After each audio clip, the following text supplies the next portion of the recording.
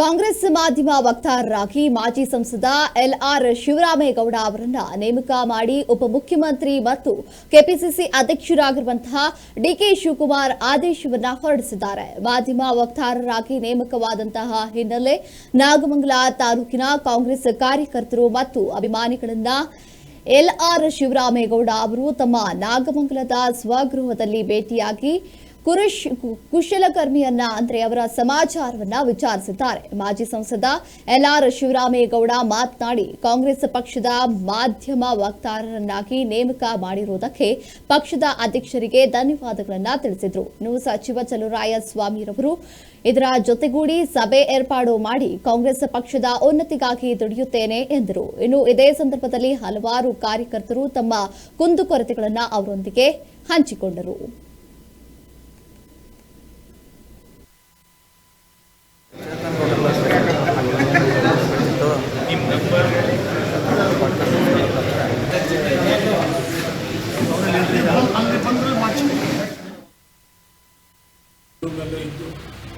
ನಾನು ಇರಬೇಕು ರಾಜಕೀಯದಲ್ಲಿ ಇದ್ದೇನೆ, ಅಲ್ಲೇ ಓಡಾಡ್ಕೊಂಡು ಇದ್ದೆ.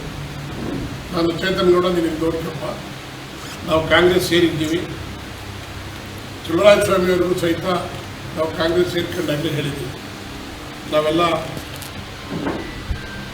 ನಿಮ್ಮ ಜೊತೆ ಇರ್ತೀವಿ, ನೀವು ನಮ್ಮ ಜೊತೆ ಇರಬೇಕು ಅಂತಕ್ಕಂಥ ಮಾತನ್ನು ಹೇಳಿದ್ವಿ.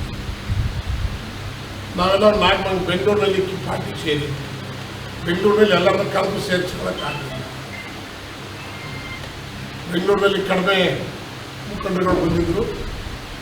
ನಾನು ಹೇಳಿದೆ ಚಂದ್ರಾಸ್ವಾಮಿ ಒಂದು ಮೀಟಿಂಗ್ ಕರೀಲಿ, ನಮ್ಮನ್ನು ಎಲ್ಲ ಮುಖಂಡರುಗಳು ಕರೀತೀನಿ, ನನ್ನ ಮನೆತಲ್ಲೇ ನನ್ನ ಆಫೀಸಲ್ಲೇ ಕರೀತೀನಿ, ನೀವೇ ಬಂದು ಯಾರನ್ನು ಕರ್ಕೊಂಬಂದಿದ್ರು ಕರ್ಕೊಂಬಂದವ್ರಿಗೆಲ್ಲ ಕಾಂಗ್ರೆಸ್ ಬಾವುಟ ಹಾಕಿ ನಾವು